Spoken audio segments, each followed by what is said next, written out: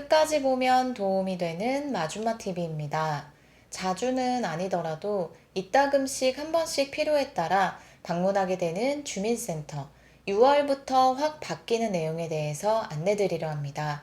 각종 민원 증명서 발급을 위해 방문하기도 하고 지원금 등 신청을 위해 방문하기도 합니다. 앞으로 무엇이 어떻게 달라지는지 관련 내용이 궁금하신 분들은 오늘 영상을 통해서 꼭 확인해 보시길 바랍니다. 그럼 오늘도 끝까지 봐주세요. 주민센터에 방문하는 여러 목적이 있습니다. 그중 아마 많은 사람들의 목적 중에 하나가 지원금과 관련된 것일 텐데요. 지원금 신청과 관련된 여러 제도가 시행하고 있습니다. 복지 사각지대가 발생하지 않도록 정부에서 시행 중인 제도인데요. 우리나라에서 시행하고 있는 여러 복지 서비스가 있지만 신청을 한 사람에 한해서 받는 경우가 대부분이라 잘 알고 신청하는 것이 중요한데요. 주민센터에 그때그때 찾아가서 받을 수 있는 지원금에 대해 문의하는 것도 쉬운 일이 아닙니다. 그래서 주민센터에 가서 한 번만 신청하면 그 다음부터는 주민센터에 굳이 가지 않더라도 내가 받을 수 있는 지원금이 어떤 것이 있는지 계속 안내받을 수 있는 제도가 시행 중에 있습니다. 총 128종의 정부의 복지 서비스를 맞춤형으로 안내받을 수 있는데요. 중앙부처 복지 서비스 83종, 서울특별시 복지 서비스 6종과 지방자치단체 복지 서비스 39종이 더해져 총 128종의 복지 혜택에 대한 안내를 받게 됩니다.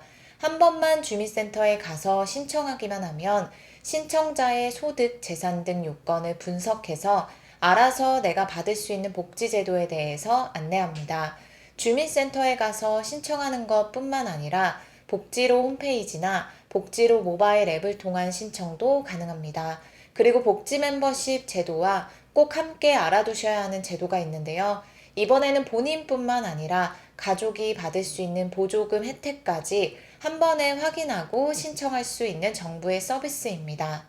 중앙부처 414개, 자치단체 5,310개, 공공기관 및 교육청 946개로 총 10,000개 이상의 복지 혜택을 맞춤형으로 안내받을 수 있습니다.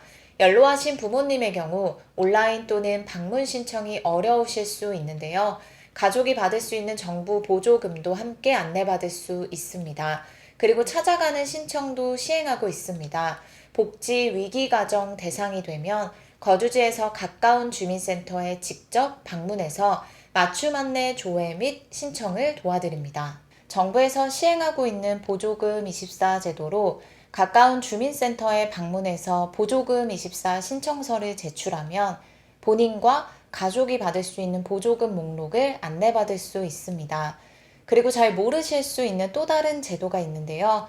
올해부터 시행된 새로운 제도로 복지 멤버십 보조금 24와 함께 잘 알아두셔야 합니다. 받을 수 있었는데 몰라서 못 받은 혜택이 생각보다 많습니다. 몰라서 신청 시기를 놓쳐서 결국 혜택을 못 받게 되는 경우도 있는데요. 새로운 지원이 계속 생기고 있고 기존 지원 제도가 확대되는 등 여러 가지 변화들이 있기 때문입니다. 따라서 정부의 여러 지원 정책에 대해서 잘 알아두는 것이 필요한데요. 내가 받을 수 없는 정보까지 안내받지 않고 내가 받을 수 있는 정보에 대해서만 미리 안내받을 수 있는 서비스가 시행되고 있습니다. 연령, 지역, 소득 등 나의 개인정보를 토대로 정부에서 받을 수 있는 지원 혜택이 어떤 것들이 있는지 맞춤형으로 안내받을 수 있는 서비스가 새롭게 시행되고 있습니다. 2026년까지 3,600개 혜택 안내까지 확대해 나갈 것이라고 하는데요. 잘 알아두시고 필요에 따라 꼭 신청해 보시길 바랍니다.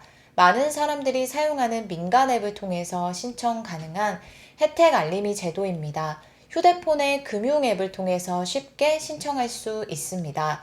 대한민국 국민이라면 누구나 신한, 기업 등 은행 앱을 통해 신청하시면 본인이 받을 수 있는 다양한 정부 혜택을 맞춤형으로 안내받게 됩니다. 다음은 6월부터 본격적으로 시행되는 제도입니다. 과태료가 부과되는 제도이기 때문에 꼭 잘 알아두셔야 합니다.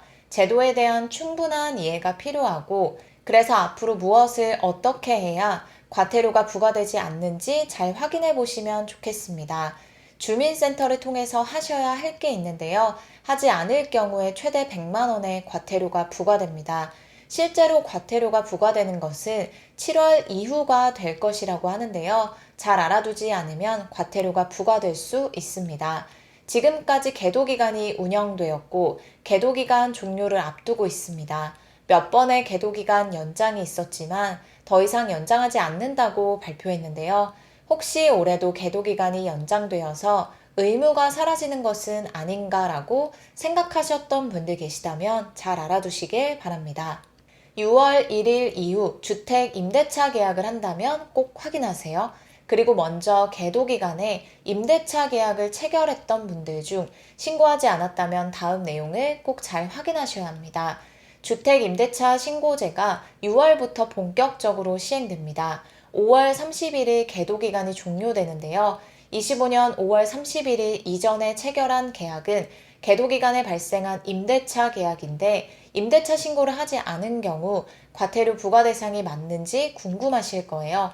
결론을 말씀드리면 25년 5월 31일 이전에 체결된 계약은 과태료 부과 대상이 아닙니다. 즉 25년 5월 31일 이전에 보증금 6천만 원 또는 월세 30만 원을 초과하는 임대차 계약을 체결했으나 신고하지 않았다면 과태료가 부과되지 않습니다.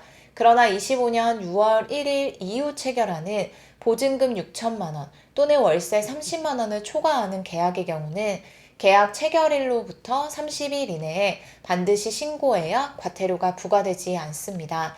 임대인, 임차인 모두에게 신고 의무가 있고 읍면동 행정복지센터에 방문해서 신고하시면 됩니다.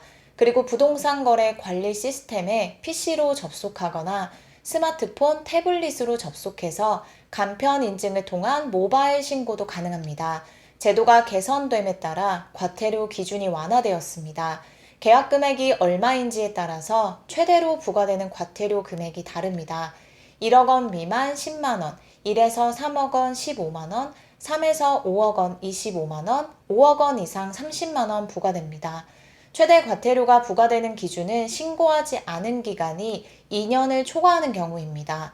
거짓 신고하는 경우는 100만 원의 과태료가 부과된다는 규정은 그대로 유지됩니다. 오는 5월 31일 계도기간을 종료하고 본격적으로 6월 1일부터 제도를 시행할 것이라고 하는데요.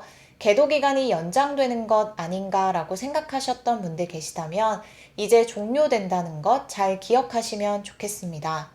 그리고 과태료 부과 기준에 대해서 앞서 말씀드렸듯이 25년 5월 31일 이전의 계약건에 대해서는 신고를 하지 않아도 과태료가 부과되지 않으나 25년 6월 1일부터는 신고 의무를 다하지 않으면 과태료가 부과된다는 것 꼭 잘 알아두시길 바랍니다. 오늘 영상도 끝까지 봐주셔서 정말 감사합니다. 구독과 좋아요, 알림 설정 꼭 부탁드립니다. 감사합니다.